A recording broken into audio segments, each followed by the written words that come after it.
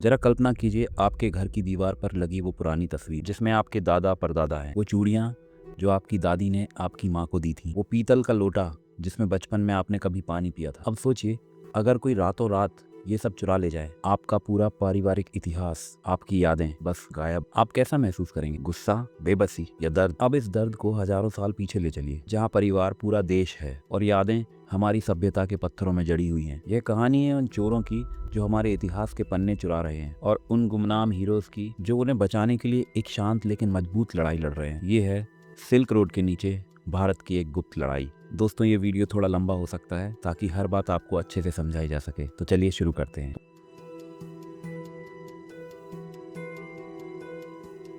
नमस्कार दोस्तों, आज हम एक ऐसे टॉपिक पर बात करेंगे जिसे सुनकर आप सोचने पर मजबूर हो जाएंगे। तो दोस्तों, सबसे पहले बात करते हैं सिल्क रोड की। ये कोई आम रास्ता नहीं है, बल्कि दुनिया का सबसे बड़ा व्यापार नेटवर्क था। यह 200 ईसा पूर्व से लेकर 15वीं सदी तक चला और इसकी लंबाई 6400 किलोमीटर से भी ज्यादा थी। ये चीन को यूरोप से जोड़ता था। इसका नाम सिल्क रोड इसलिए पड़ा क्योंकि रेशम का व्यापार यहाँ पे सबसे ज्यादा होता था। लेकिन रेशम अकेला नहीं था, यहाँ से मसाले, हीरे, सोना, हाथी दांत, कपड़े और जड़ी बूटियां भी आती जाती। भारत से काली मिर्च, दालचीनी और हीरे जाते थे, जबकि चीन से चाय, चीनी मिट्टी के बर्तन और कागज आते थे। भारत इस नेटवर्क का दिल था। 3 बड़े शहर इसको कंट्रोल करते थे। तक्षशिला, दुनिया का पहला विश्वविद्यालय जहाँ विद्वान और भिक्षु ज्ञान साझा करते थे। दूसरा पाटलिपुत्र, गंगा के किनारे बसा विशाल शहर जहाँ व्यापारी कारवां रुकते और माल लादते थे। तीसरा भरूच, गुजरात का प्राचीन बंदरगाह जहाँ से भारतीय मसाले अरब सागर पार करते हुए यूरोप पहुंचते थे। कुषाण साम्राज्य ने इस व्यापार को चरम पर पहुंचाया। गुप्त काल में उत्तर पश्चिमी शहरों ने जमीनी और समुद्री मार्गों को जोड़ दिया। ये शहर सिर्फ व्यापारिक नहीं बल्कि सांस्कृतिक केंद्र भी थे,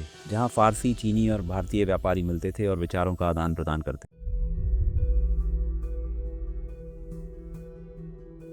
चीनी सम्राटों ने सिल्क रोड को मजबूत किया। चीन से रेशम, चाय और कागज आते थे और भारत से घोड़े, तलवार और रत्न जाते थे। मंगोल साम्राज्य ने इसे स्वर्णिम बना दिया। चंगेज खान के वंशजों ने इतना बड़ा साम्राज्य बनाया कि व्यापारी इस मार्ग से बिना डरे सफर कर सकते। इसी दौर में मशहूर यात्री मार्को पोलो भारत आया और उसने अपनी डायरी में भारतीय मसालों और कपड़ों की तारीफ की। इससे समरकंद और बुखारा जैसे शहर समृद्ध हुए, टैक्स कम हुए, बैंकिंग और बीमा जैसी नई प्रणालियां बनी। ऊंट कारवां और समुद्री जहाजों ने व्यापार को नया रूप दिया। लेकिन सिल्क रोड सिर्फ व्यापार का रास्ता नहीं था, यह विचारों का पुल था। भारत से बौद्ध धर्म चीन और दक्षिण पूर्व एशिया पहुंचे। चीन से कंपास, कागज और बारूद पश्चिम की ओर गए। यह दुनिया की पहली इंफॉर्मेशन हाईवे थी। अब बात करते हैं उन खतरों की जिनसे व्यापारी रोज जूझते थे।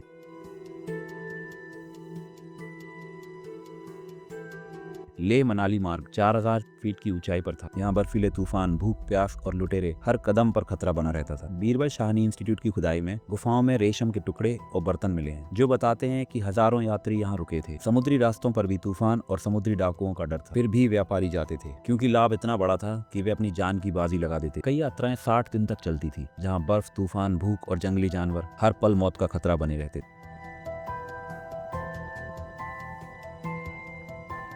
3वीं सदी में हान वंश टूट गया और चीन बिखर गया। रास्ते असुरक्षित हो गए और व्यापार ठप पड़ने लगे। 1453 में ओटोमन साम्राज्य ने कॉन्स्टेंटिनोपल पर कब्जा किया। उन्होंने भारी टैक्स लगाया, जिससे व्यापारी मजबूर होकर समुद्री रास्ते की ओर चले गए। पुर्तगालियों ने अफ्रीका के रास्ते नया मार्ग खोजा और धीरे धीरे सिल्क रोड खत्म हो गया और भारत यूरोपीय ताकतों के अधीन हो गया। सिल्क रोड के पतन के साथ भारत की सभ्यता के निशान भी बिखर गए। तक्षशिला और पाटलिपुत्र की मूर्तियां विदेश चली गईं, हमारी पहचान लुट गई। आज जब हम विदेशी म्यूजियम में भारतीय मूर्तियां देखते हैं तो यह हमें याद दिलाता है कि हमारी विरासत कितनी कीमती है और उसे बचाना कितना जरूरी है।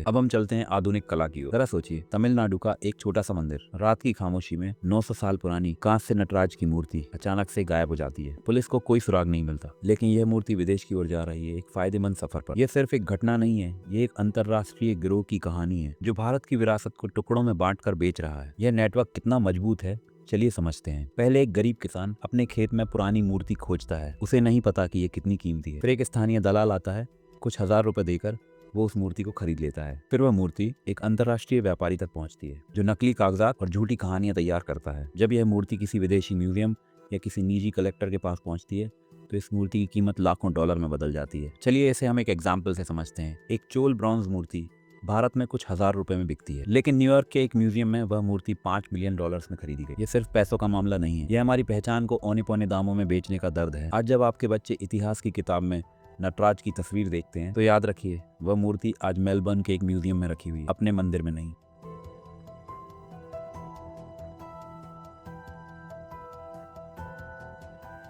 इस अंधेरी दुनिया का सरगना था सुभाष कपूर। अमेरिकी अधिकारियों के लिए वह सबसे बड़ा सरदर्द बन गया। न्यूयॉर्क के मैनहट्टन और किन्स में उसके गोदामों से 2622 मूर्तियां जब्त की गईं। इनकी कुल कीमत लगभग 108 मिलियन डॉलर थी। अमेरिकी अधिकारियों ने उसे अमेरिका का सबसे बड़ा प्राचीन कला तस्कर कहा। 2008 में उसने 900 साल पुरानी नटराज मूर्ति ऑस्ट्रेलिया की नेशनल गैलरी को $5 मिलियन में बेची। 2004 में उसने 1100 साल पुरानी शिव प्रतिमा new South Wales art gallery को बेची और ये दोनों मूर्तियां भारत से चोरी की गई थी। लेकिन सुभाष कपूर अकेला नहीं था। उसके नेटवर्क से जुड़ी मूर्तियां दुनिया भर में फैली हुई थी। सिंगापुर में 2015 में 30 भारतीय कलाकृतियां मिली। ये 10वीं शताब्दी की थी और कपूर की गैलरी से ही बेची गई थी। न्यूयॉर्क के मेट्रोपॉलिटन म्यूजियम में ICIJ की जांच में कई कलाकृतियां कपूर से जुड़ी पाई गई। कनाडा में 2015 में 900 साल पुरानी खजुराहो की मूर्ति पैरेट लेडी भारत को वापस की गई। इसकी कीमत $10 मिलियन थी। यह नेटवर्क इतना बड़ा था कि भारत की विरासत दुनिया के कोने कोने में बिखर गई। भारत अब जाग चुका है। 2022 में अमेरिका ने भारत को 307 चोरी की गई कलाकृतियां वापस दी। इनमें से ज्यादातर सुभाष कपूर से जुड़ी थी। 2024 में एक 10वीं शताब्दी की विष्णु प्रतिमा जो राजस्थान से चोरी हुई थी अमेरिका से वापस लाई गई। ऑस्ट्रेलिया से भी कई म्यूजियम ने चोल काल की कांस्य मूर्तियां, 6वीं शताब्दी की शिव प्रतिमा भारत को वापस की। ये सभी सुभाष कपूर के नेटवर्क से जुड़ी थी। भारत ने अपनी सुरक्षा मजबूत कर ली है। 1972 का कानून साफ कहता है कि भारतीय पुरातत्व विभाग की अनुमति के बिना कोई भी कलाकृति भारत से बाहर नहीं जा सकती। अगर कोई इस नियम को तोड़े तो उसे 3 साल तक की सजा या जुर्माना हो सकता है। 2023 में अमेरिका और भारत ने एक सांस्कृतिक समझौते पर हस्ताक्षर किए। इसका मकसद है अवैध कला व्यापार को रोकना और चोरी की हुई कलाकृतियों को वापस लाने की प्रक्रिया को आसान बनाना। तस्करी कोई नई बात नहीं है। 6वीं शताब्दी में चीन ही रेशम बनाने वाला एकमात्र देश था। इसे सफेद सोना कहा जाता था। रोमन सम्राट जस्टिनियन ने 2 भिक्षुओं को चीन भेजा। वे वहां गए, उन्होंने रेशम के कीड़ों का अध्ययन किया और लकड़ी की छड़ियों में उन्हें छिपाकर वहां से लेकर आए। इस तस्करी ने रोम को रेशम बनाने की आजादी दी। लेकिन हमारी कहानी अलग है।